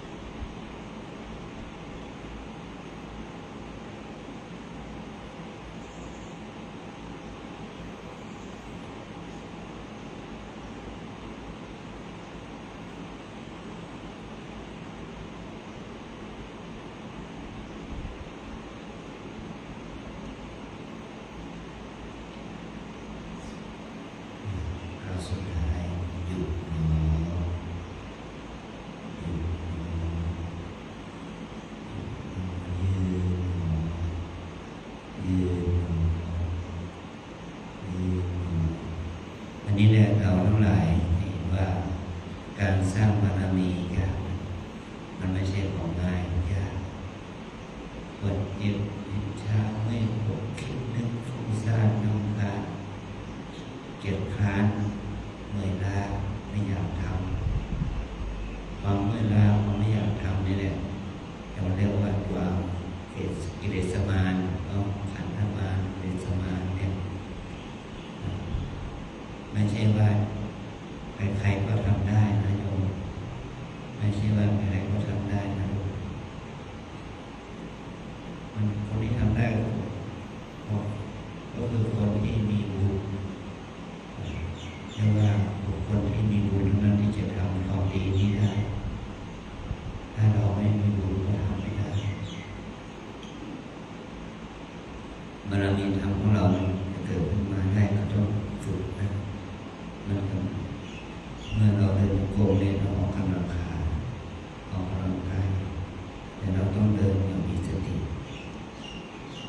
เดินมีสมาธิมีความเพียรยืนหนอยืนหนอยืนหนอกลับหนอ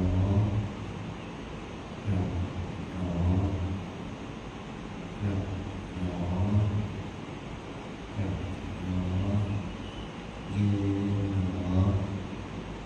ยืนหนอ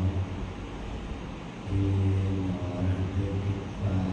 ย่างหนอ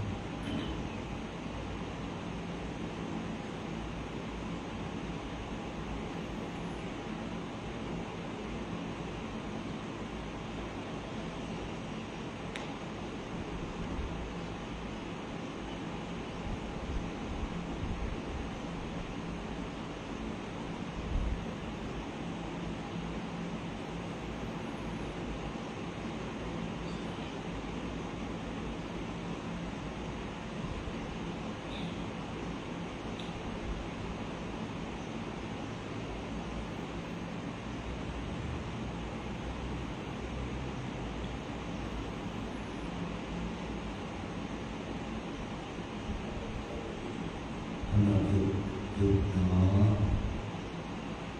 หยุดหนอหยุดหนอยืนหนอยืนหนอยืนหนอกลับหนอกลับหนอกลับหนอกลับหนอยืนหนอยืนหนอยืนหนอรู้สึกเหนื่อยหรือยังลูกเหนื่อยเนาะเรานั่งเนาะบางที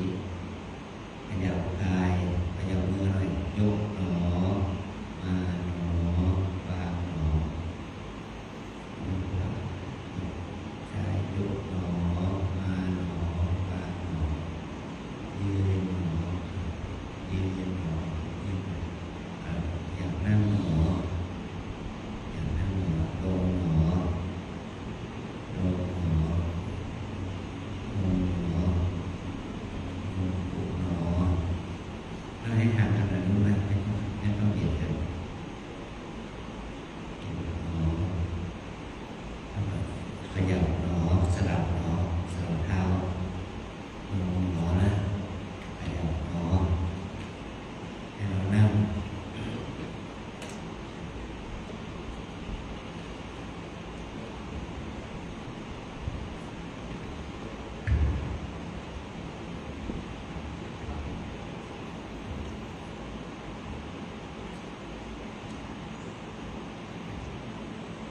นั่งขัด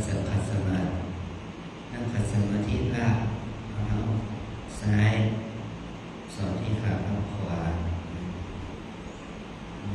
เอาเท้าขวาแตะหน้าแข้งซ้ายนี่นะนั่งสมาธิลากหรือว่าเอาเท้าขวาเท้าซ้ายนั่งสมาธิซ้อมนั่งสมาธิเอาให้เราทำไหนก็ได้สองท่านี้ต่อจากนั้นเราก็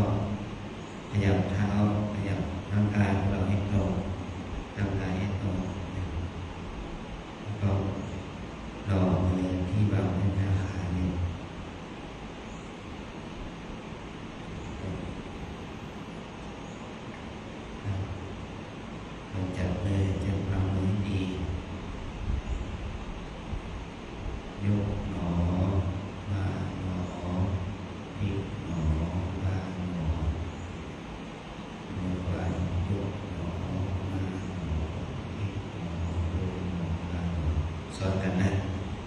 เอาเรามือขวาสอนมือซ้ายนั่งกายให้ตรงเอาศีรษะให้ตรงนะให้เรานั่งภาวนานั่งสมาธิภาวนาเพื่อถวายเป็นพุทธบูชาธรรมบูชาสังฆบูชาน้อมถวายเป็นอาจาริยบูชามหาเถระถวายบูชาท่านนะเราได้ดูได้กินได้จากบารมีของครูบา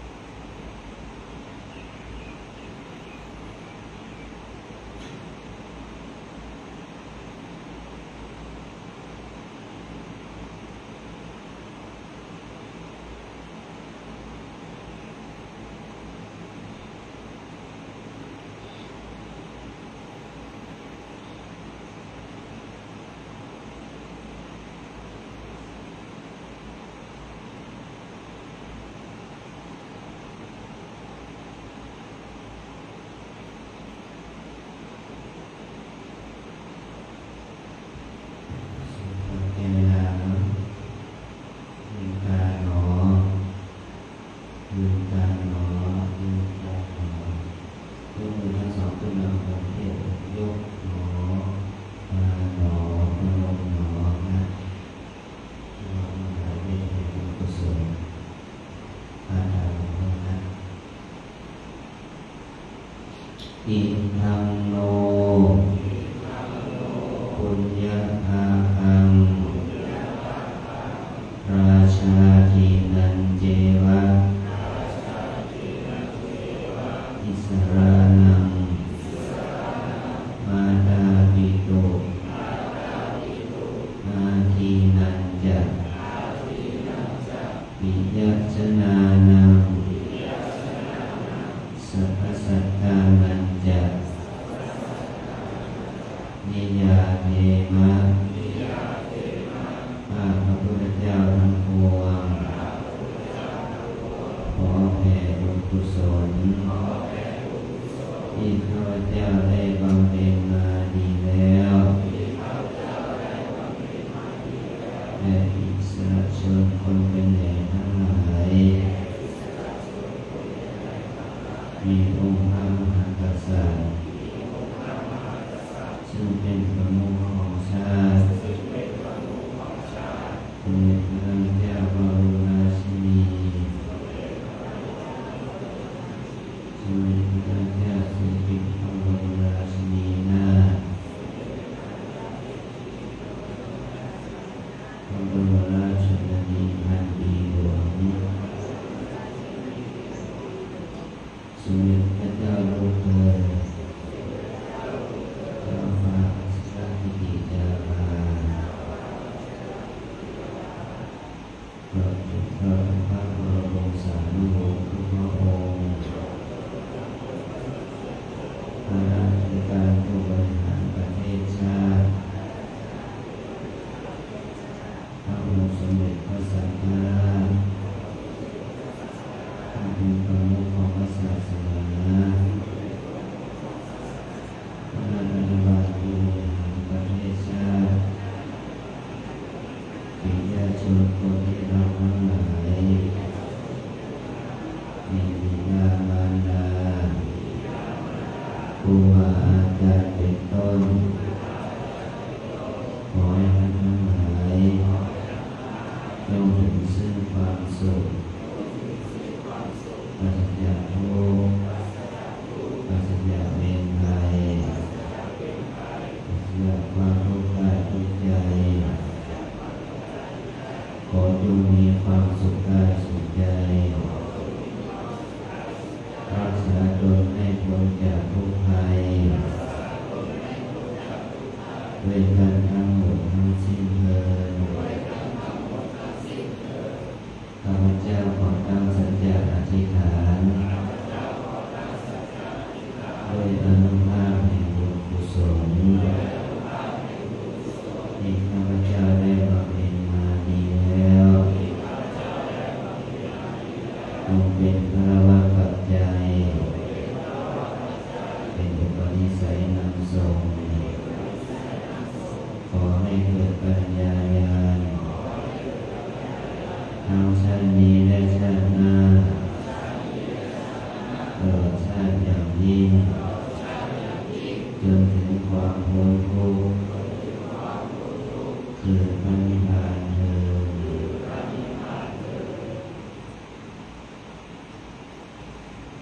เราแผ่บุญกุศลให้ทานจิตนะนิตังทานากัมมังนิพพานาปัจจโยโน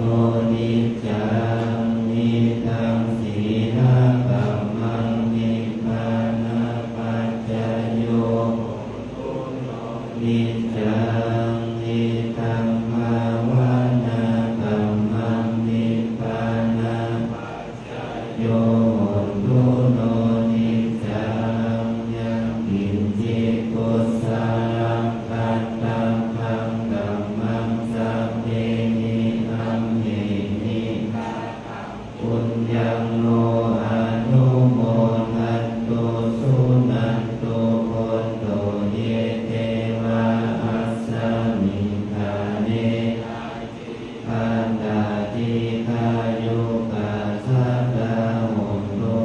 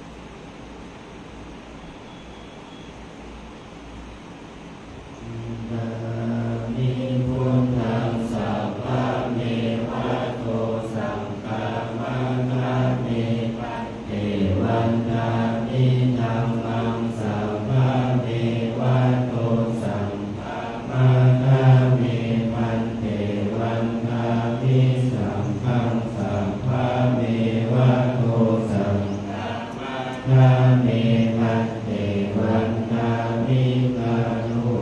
ปัสสานาตาริเยสัพพะเมวะโนสังฆามังคามิพันเตวันตามิกัมมัฏฐานังสัพพะเมวะโนสังฆามังคามิพันเตวันตามิกามิพันธาสีมังสัพพะเมวะโตสังฆามังคามิพันเตวันตามิเจติยังสัพพังสัพพัทธาเนสุปฏิทิตาสาริกานาทุมหาโพธิพุทธานุปัสสัทธานังสัพพะนาคาโลเกเทวะโลเกธรรมะโลเกจัมโพธิเปตังกาทิเปสาริลังกาตุโยเกสัตตาตุโยอะระหันตตาตุโยเกติยังคันตะกุติญาตุราสิติสัพเสกัมมังคันเตสัพเพสัมปาเจติยังอะหังวันตามิสัพพะโส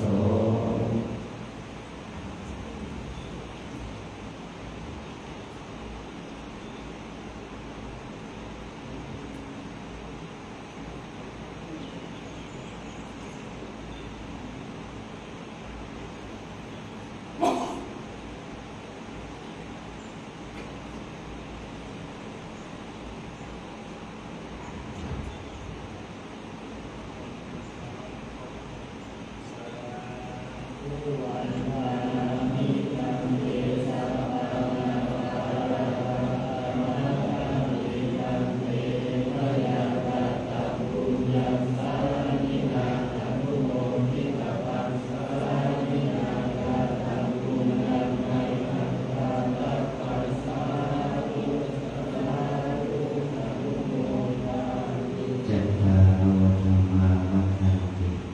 อายุวันโนสุขังภะลัง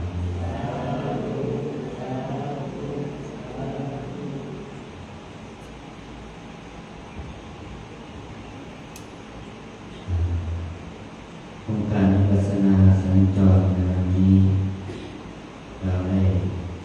มาปฏิบัติธรรมเรื่องวิปัสสนากรรมฐานภาวนาเช่นที่มาถึงวัดศรีสุราษฎร์ราชธานีซึ่งเป็นมหาวิทยาลัยครูบาศรีวิชัยได้สร้างองค์ประกอบและผมก็เป็นวันนี้พระคุณหลวงพ่อที่ทำให้ชีวิตโตสุดพ่อเจ้าว่าน้องวิสุทธิสามเณรจะหาญาติโยมได้พัฒนาขึ้นมาเป็นพระนามหลวงได้เป็นวัดที่มีพระวิสุทธิสามเณรหลายร้อยรูปได้มาในการน้อยใหญ่ที่นี่ขอขอบคุณขอขอบพระคุณครูอาจารย์ที่ได้ให้โอกาสแก่พวกเราให้ได้มาปฏิบัติวิปัสสนากรรมฐานวิปัสสนาสัญจรณที่นี้ขอเป็นบารมีแก่สาธุชนพระคุณหลวงพ่อพร้อมด้วยพระสงฆ์เองทุกท่านได้มีสุขความสุขความเจริญมีสุขภาพสมบูรณ์แข็งแรงจะได้มีรูปแบบให้ติดเรียนขอให้เป็นพระธรรมอยู่ในศาสนาสมาปฏิบัติและขอแบบพวกตัวนี้ผ่านเป็นเมื่อหน้าที่สุดแก่จะถูกหลวงพ่อของเรียนวิสุทธิสามเณรและพระธรรมประสูติการอะไรว่าหน้ากันด้วยเถิด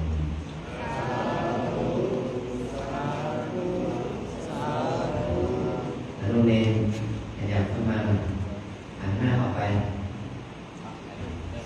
ไม่ชีอยู่ที่เข้ามาข้างในหน่อยเดี๋ยวเข้ามาที่เก็บทำประโยชน์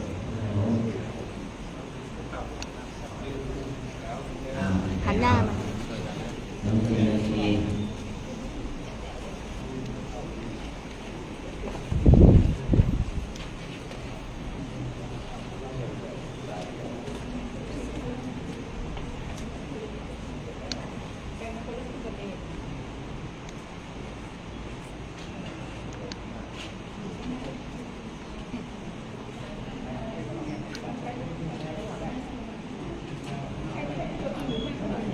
ครู่ตอนนี้นะคะพระอาจารย์ทุนก็จะได้ถ่ายรูปรวมกันนะคะ ไปข้างหน้านะข้างหน้านะ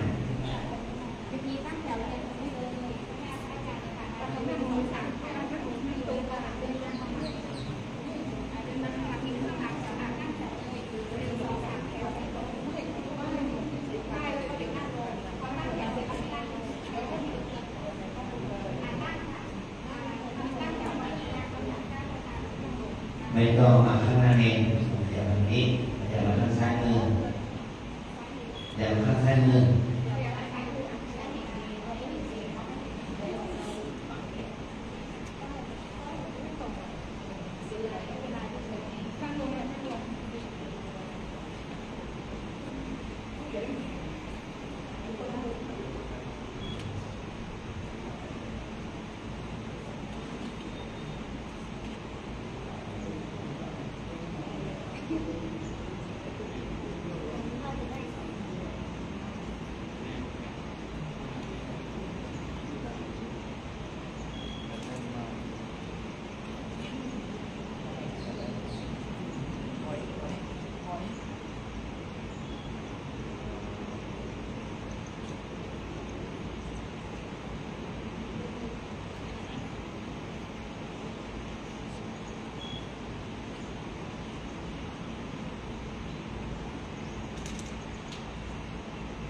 มองกล้องนะครับ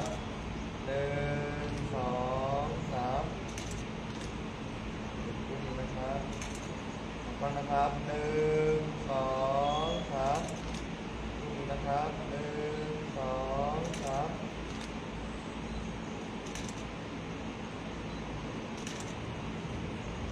เสร็จแล้ว ดีครับ เอามือนางมาสารนะ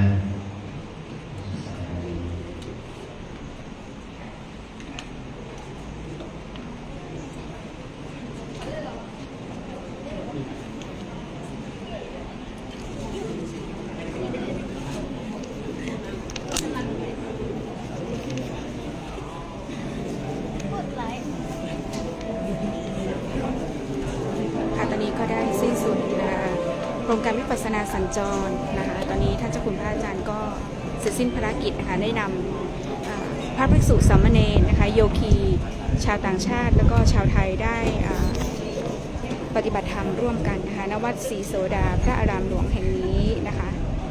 พรุ่งนี้นะคะพรุ่งนี้พบกันที่วัดประธานพรนะคะเวลาเท่าเดิมค่ะ 13 นาฬิกาถึง 16 นาฬิกานะคะขอญาติลงไลฟ์แต่เพียงเท่านี้นะคะก็ขออนุโมทนาบุญกับญาติโยมทุกท่านนะคะโยคีทุกท่านที่ผู้ที่มาปฏิบัติธรรมก็ขออนุโมทนาบุญกับพระภิกษุสามเณรทุกท่านนะคะ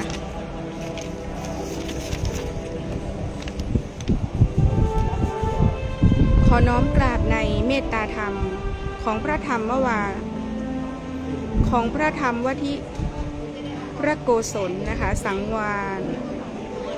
ได้ท่านได้เมตตาให้ใช้สถานที่นะคะได้เป็นสถานที่ที่ปฏิบัติธรรมค่ะก็ขออนุญาตลงไลฟ์แต่เพียงเท่านี้นะคะตอนนี้ก็โยคีทุกท่านก็จะได้เดินทางกลับกันแล้วนะคะ